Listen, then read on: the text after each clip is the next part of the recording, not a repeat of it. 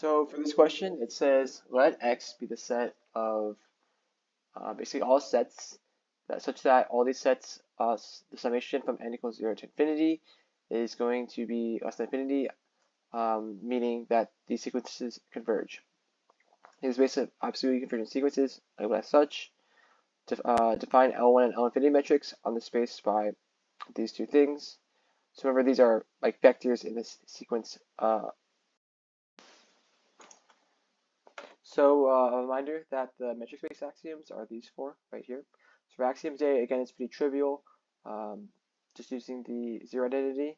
Anything by itself is always zero, such that that's always true for both of these.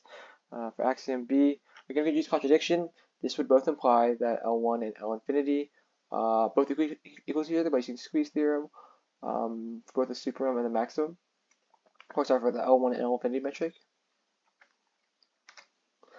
For axiom C, again, yeah, very trivial. Axiom D needs a little bit more work, but we can basically do the same thing with triangle inequality right here, and we can get that by distributing the function of summation right here. For axiom D, for proving L infinity for axiom D, we can basically just let B be some arbitrary sequence in B sub n, the B sub n vector, such that like. And also, what I mean this is an element in a sequence. Yeah. So we can basically use this right here to split this up by triangle inequality, and since this is the supremum of these differences, right? This is going to be the maximum difference between these two pairs of all possible pairs between I or for all natural numbers in the sequence right here. And therefore, it's true because this is equal to what we want.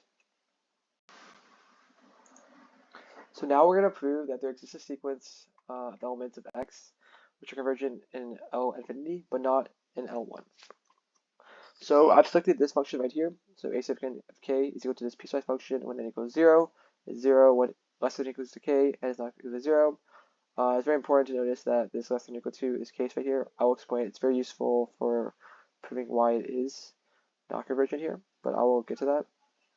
And this 1 over n squared right here as well as b sub n be what this is converging to, which is just this piecewise function 0 when it's 0 when n equals 0 and 1 over n squared when n is greater than 0. So as we approach the limit as k which is infinity of L infinity right here, we just get this function right here where we finish doing this, and then this is just the supremum function, right? So it's just basically equivalent to the supremum of what this is, right? This is just 0, right? But when we go to L1, basically see we have a summation, right? And we're summing up all elements. This is only dependent on k, right? So for here, I have k 1 over k's, right? That's basically k times 1 over k right here. And so thus I only have 1, which is, this needs to be 0 as I approach k approaches infinity, right? So then therefore this is going to be divergent in L1. So now I'm also going to show that any sequence which converges in L1 metric automatically converges in the L infinity metrics. So again, this is my assumption right here, and this is equal to 0, right? So it implies that since using squeeze theorem, I know for all a sub n with sequence k minus a sub n equal to 0 for all n natural numbers, right? This basically implies that, well, if they're all equal to 0, right, then the maximum has to equal to 0 because it's just a set of all zeros, right? And I don't want to just write so many zeros, right? This is just the only element here is 0. And so this is 0 and such that this is always true for L infinity.